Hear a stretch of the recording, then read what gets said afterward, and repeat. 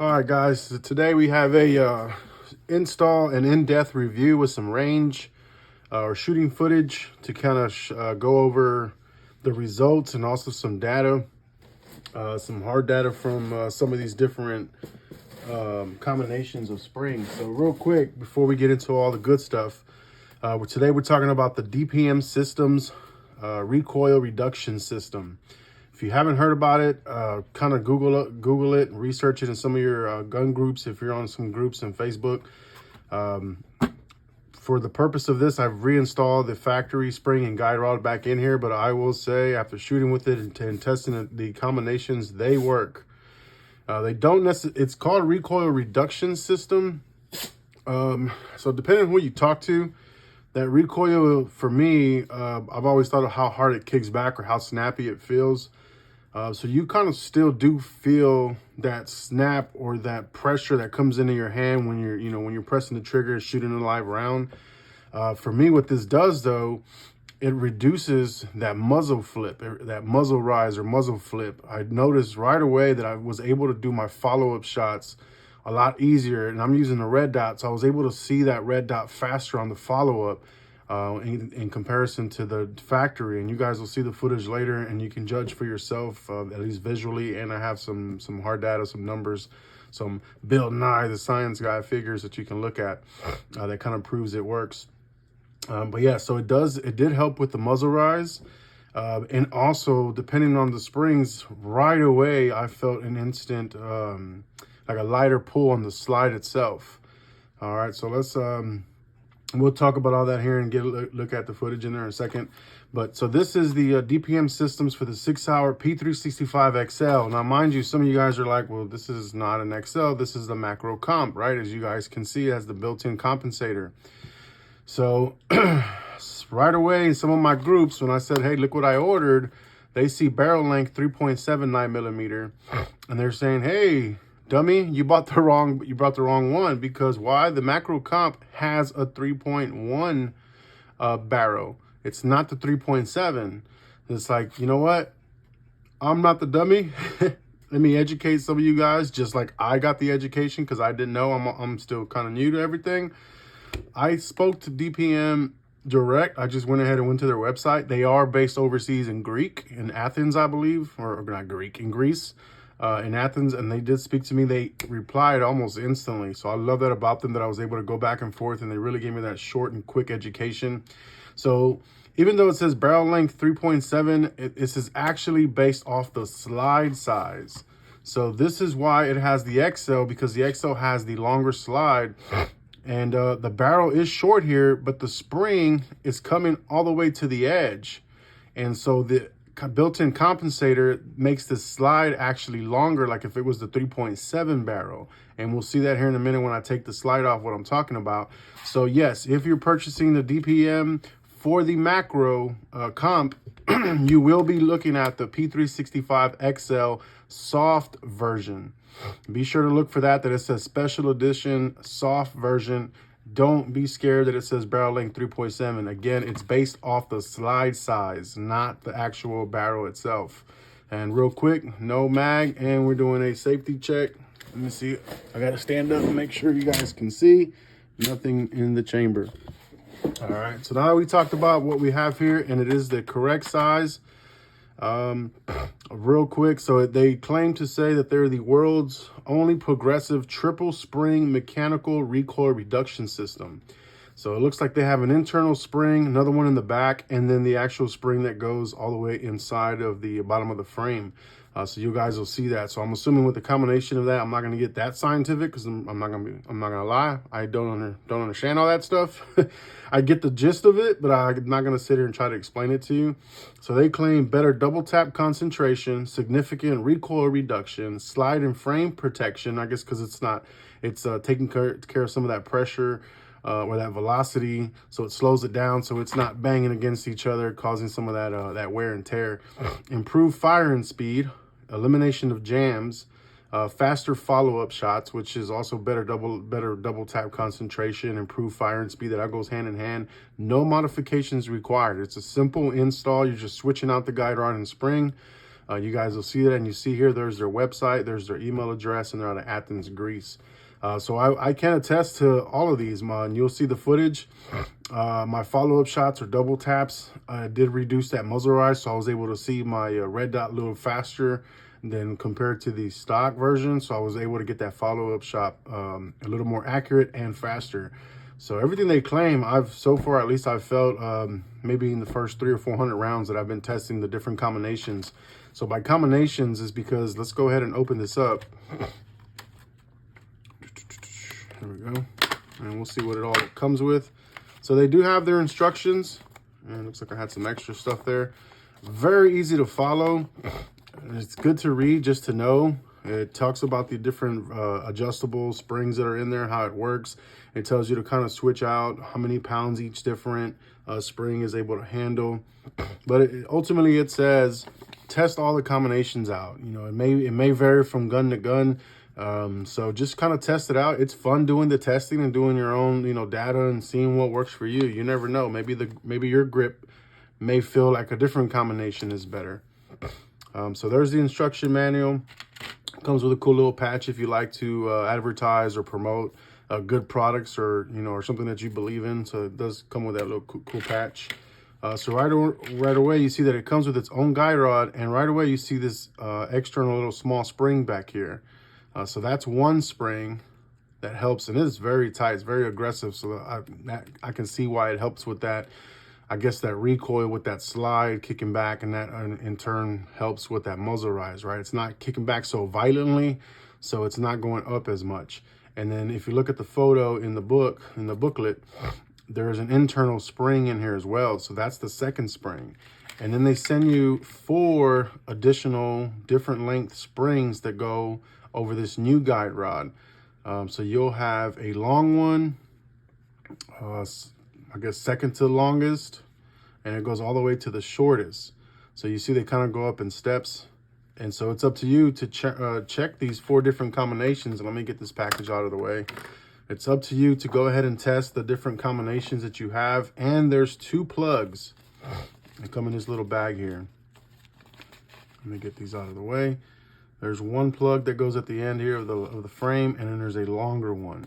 So it says here, I'm not sure if you can see this on camera, it says install only one of the spring plugs or washers, and these are the plugs or washers. By using the longer size, the DPM Recoil System offers more power and the slide's full open position. Install always the spring plug or the washer when using the DPM Recoil System. So in other words, if you're going to be using their springs, you must use one of these plugs or washers, either the short one or the long one. So me thinking, well, the longer spring is going to take more of that impact, I automatically went with the longest spring and the shortest plug. And install that, and you'll see that combination, how that looks shooting. And then I just kind of work my way down. I actually have not tried the second to the longest, because I did find that the 2 shorter ones gave me better results, and you guys can be the judge for yourself. So I have not tried this one. I just assumed that the 2 shorter ones outperformed the longest one. So I just kind of figured maybe that's not going to be best, but maybe one day I'll go ahead and do it. And if something changes with that one, then maybe I'll post an update. So you can try the different combinations, right? If you get shorter springs, then go with the long one. You can try the shorter plug. The longer the spring you get, go with the shorter plug and whatnot. And so essentially, let's go ahead and just pick a spring. Let's get the longest one. You're going to put that spring over their guide rod, and there's a little bit of a snug fit, so don't be afraid to yank that off. It's going to go like this, and then you'll have the shorter or longer plug inside the bottom of the frame. And so we'll go ahead and take that out for now. Let's move these, and let's go ahead, and I'm not going to spend too much time on the disassembly. There's plenty of videos on that. So what we'll do here, again, I already showed that we're safe. So we're going to lock our slide back, kick open our little slide lock. We're going to put our takedown lever, which mine's still fairly new, so it's a little tight. You want to get that to the 90-degree angle. Cock that slide back. Come forward. You're going to bring this down and pull forward, holding this down. It should go down on its own, but just in case it's not, you're going to pull that right out. So let's go ahead and move that to the side. And then now we're looking at this here, and there's the factory guide rod. All right. So this is where I was saying from inside of here, we're going to replace it with their guide rod. It's going to have this little spring. There's an internal spring, and then their spring will go in there first, with whichever plug you choose. So let me just kind of zoom in here a little bit. All right, so we're going to go and swap this out. You can go ahead and put pressure on both ends, so that way nothing comes back at you. All you do is apply pressure back here. You're going to kind of press this in a little bit to release the hold from here from the barrel, and then you're just going to slide that out. So there's a little bit of pressure there. You see it already popped out, and then you can just go ahead and pull that guy out just like that. So there's our factory.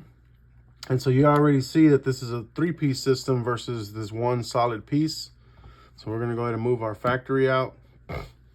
I guess the hardest one to install is the longest spring. So let's start with that just so you guys can see that. Here's our washer or our plug.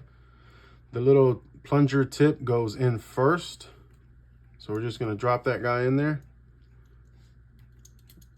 Just like that.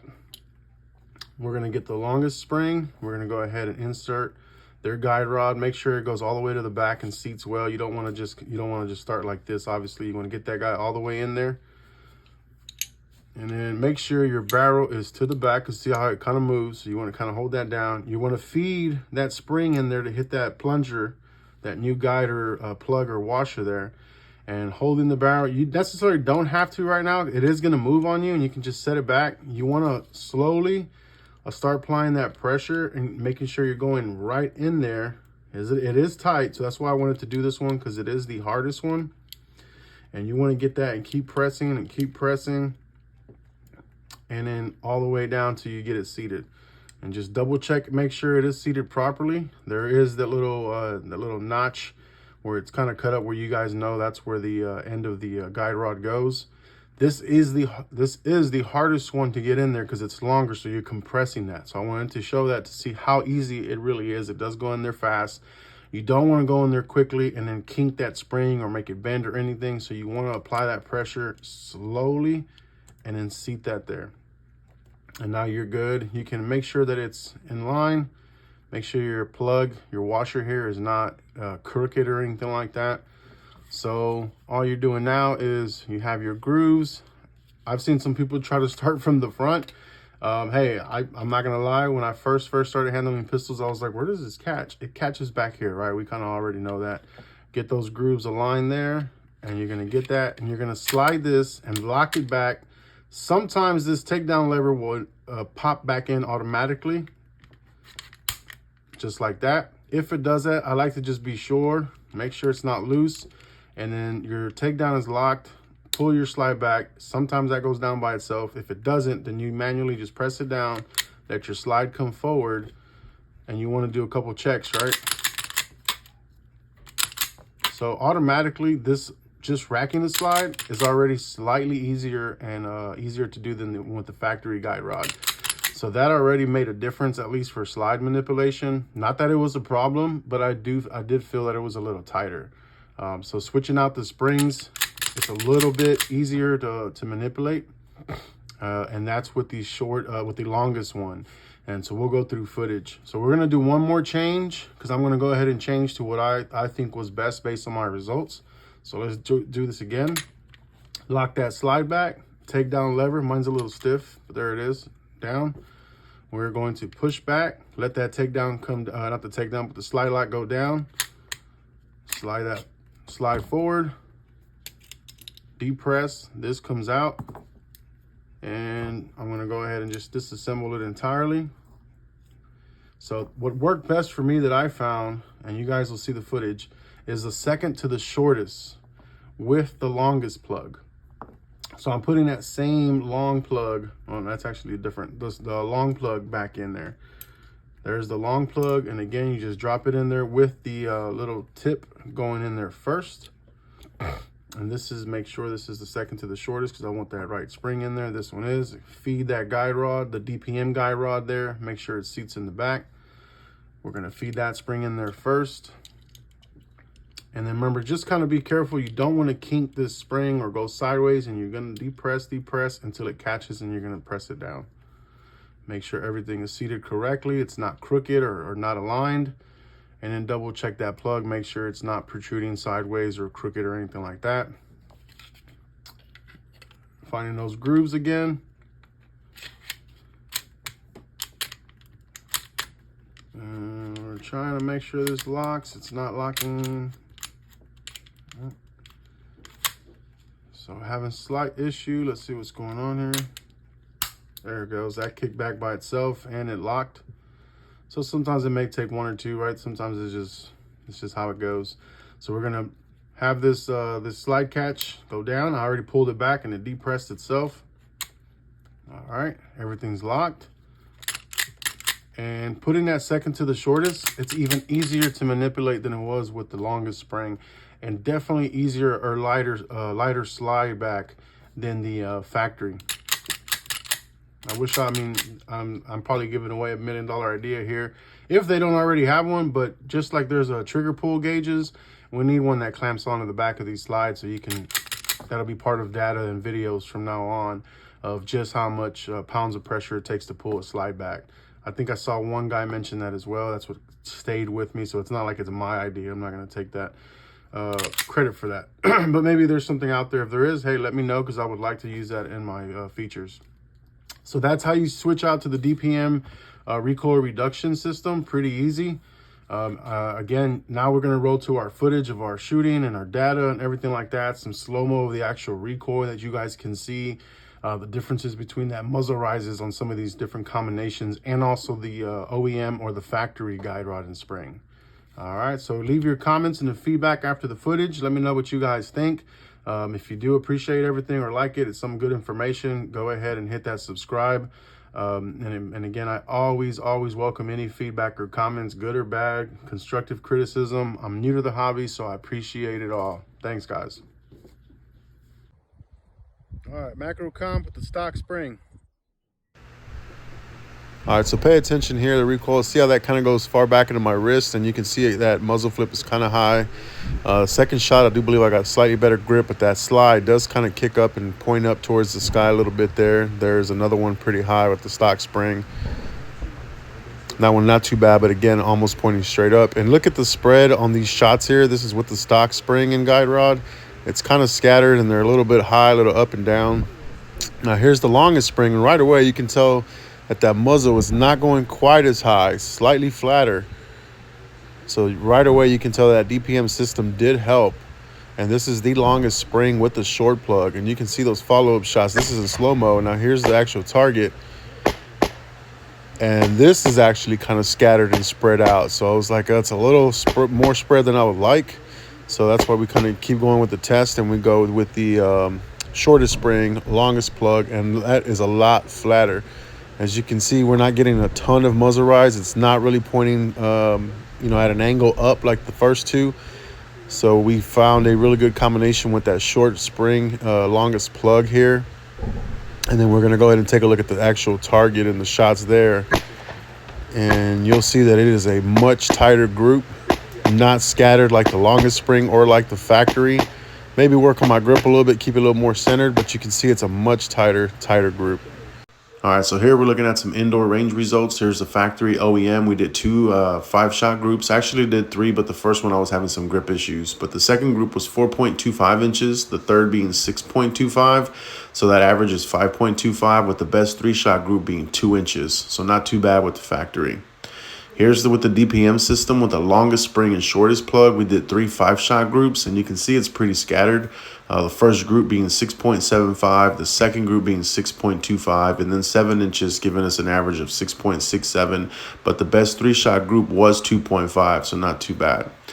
Here's the second shortest spring of the DPM system. We did 2 5-shot groups at 7 yards. The first one being 4.25 inches. Second group being 3.25, so that averages a 4.37, with the best 3-shot group out of those two, a 1.75, so not bad.